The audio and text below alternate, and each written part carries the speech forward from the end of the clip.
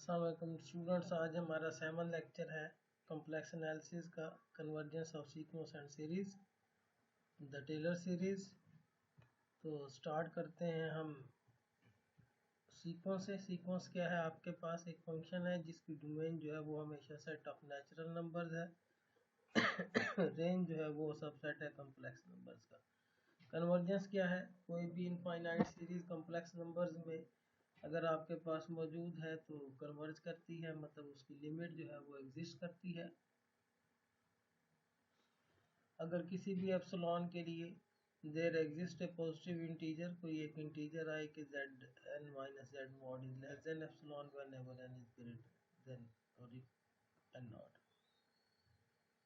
अगर हम एक एप्सिलॉन चूज करते हैं तो उसके अगेंस्ट हमें एक इंटीजर मिलना चाहिए कि जिसके बाद पूरी सीक्वेंस जो है उसके अंदर मौजूद हो।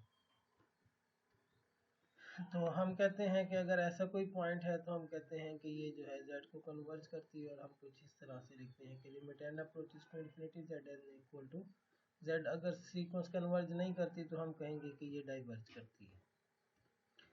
कन्वर्जेंस का जो क्राइटेरिया है वो कुछ इस तरह से है कि अगर zn आपके पास एक सीक्वेंस है xn plus iota by n, और z आपके पास x प्लस आयोटा बाई, अगर zn z को कन्वर्ज करती है तो इसका मतलब उसकी रियल पार्ट की जो सीक्वेंस है वो कन्वर्ज करेगी x को, और जो इमेजिनरी पार्ट की सीक्वेंस है वो कन्वर्ज करेगी y को। और अगर इसका प्रूफ देना चाहें तो आपके पास प्रूफ के लिए यहाँ पर ये by using the definition of convergence of x and y n हम इसके लिए यूटिलाइज कर सकते हैं कि ये आपके पास होल्ड करेगी, और इसका प्रूफ हम दे सकते हैं। कन्वर्सली भी हम कह सकते हैं कि अगर जेड एन जो है वो जेड को कन्वर्ज करती है, हमने साबित करना है कि एक्स एन एक्स को कन्वर्ज करेगा, तो हम x n minus x mod के लिए बाय डेफिनेशन ये यूज़ कर लेते हैं।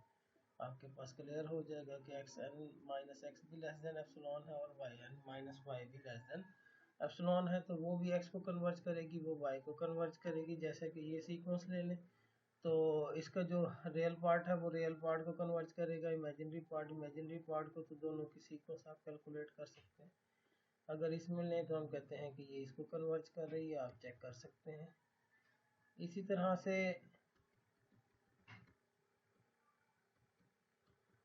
अगर सीरीज की बात करें तो series sum of the terms of sequence है, कुछ इस फॉर्म में है। कन्वर्जेंस की बात करें तो कन्वर्जेंस क्या है कि इसके पार्शियल सम की जो सीक्वेंस है वो कन्वर्जेंट होनी चाहिए।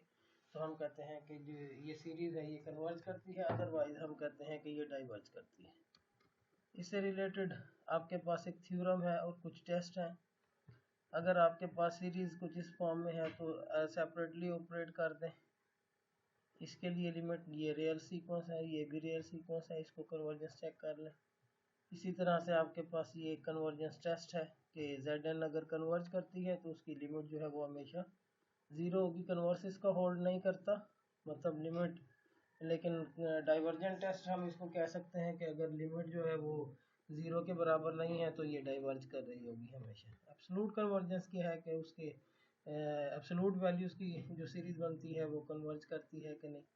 कंडीशनली कन्वर्जेंट क्या है कि एब्सोल्यूट कन्वर्ज करती है, लेकिन सीरीज जो है वो एब्सोल्यूट जो है वो डाइवर्ज कर रही है, जबकि एक्चुअल सीरीज जो है वो कन्वर्ज कर रही है, तो ये कंडीशनली कन्वर्जेंट कहलाएगी।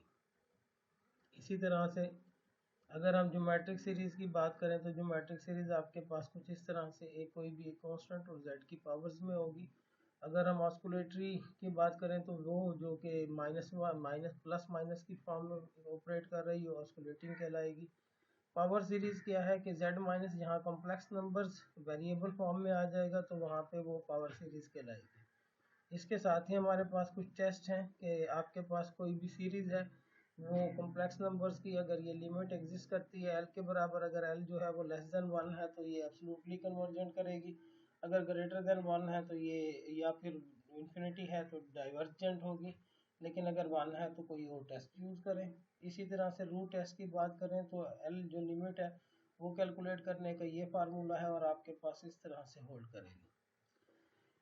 इसी तरह से अगर हम बात करें कि हमारे पास कंटिन्यूटी क्या है, इंटीग्रेशन जो डेरिवेटिव कैसे ले सकते हैं, तो वो आपके पास कुछ इस शक्ल में ये फार्मूलाज हैं। हम इनको यूजली यूज़ कम ही करते हैं। लेकिन इसके कुछ आपके पास रिमार्क्स हैं। जैसे कि आपके पास रिमार्क है कि कोई भी आपके पास एनालिटिक फंक्शन है वो पावर सीरीज से रिप्रेजेंट किया जा सकता है। Power series analytic inside it's circle of convergence होती है। सर्कल ऑफ कन्वर्जेंस जो है जिसमें तमाम पॉइंट्स जहाँ पे वो कन्वर्ज कर रही होती है वो कहलाती है। डेरिवेटिव एग्जिस्ट करता है, इंटीग्रल एग्जिस्ट करता है रेडियस ऑफ कन्वर्जेंस के अंदर अंदर। नेक्स्ट हमारे पास रेडियस ऑफ कन्वर्जेंस, अगर किसी सीरीज का कैलकुलेट करना है तो आप उसके लिए आपके पास फार्मूला जो है कुछ के एल की वैल्यू ले लें और जो रेडियस है वो हमेशा आपके पास बराबर होगा 1/L के। तो यहाँ से आप रेडियस इसका कैलकुलेट कर सकते हैं, जैसे कि ये एग्जांपल यहाँ पे की गई है। आप इसको रीड आउट करें, चेक करें तो आपके पास इसमें दोनों सूरत में। अब रिमार्क है, पावर सीरीज जो है z नॉट इक्वल टू अगर 0 है तो ये कन्वर्ज करेगी फॉर तमाम के लिए, या फिर कन्वर्ज करेगी सिर्फ 0 के लिए, या फिर कन्वर्ज करेगी किसी न किसी रीजन में। तो ये तीन पॉसिबिलिटीज हो सकती हैं। अगर हम टेलर सीरीज की बात करें तो हमारे पास टेलर सीरीज की जो फॉर्म है कि पावर सीरीज जो है इस रिप्रेजेंटेशन में किसी न किसी फंक्शन को जाहिर करती है। तो ये जो इंटरवल ऑफ कन्वर्जेंस है इसमें ये फंक्शन जो है वो इस फॉर्म में लिखा जा सकता है जहाँ पे एफ एन एस डेरिवेटिव है। इसका special case z equal to 0 तो एफ ऑफ जेड आपके पास कुछ इस शक्ल में बनेगा। टेलर सीरीज थ्योरम आपके पास मौजूद है जिसमें आप कुछ इस तरह से रिप्रेजेंट कर सकते हैं। ए एन की वैल्यूज ये होंगी और आप इसके लिए प्रूफ अगर देना चाहें तो प्रूफ में आपके पास ये कैलकुलेशंस हैं कुछ, इनको रीड आउट करें, इनको देखें, जो कि हम कल क्लास में भी डिस्कस करेंगे। तो by using and the result हम कह सकते हैं कि ये किसी न किसी एफ ऑफ जेड जो है वो इस शक्ल में होगा और हमारे पास इसके कॉरस्पॉन्डिंग ये कुछ इसकी प्रॉपर्टीज हैं टेलर थ्योरम की। इधर ये होगा या फिर ये लेस देन इन्फिनिट होगा। F fails to be analytic, अगर ऐसा है तो एनालिटिक के लिए एग्जाम्पल आप यहाँ से वेरीफाई कर सकते हैं। That's the end of today's lecture.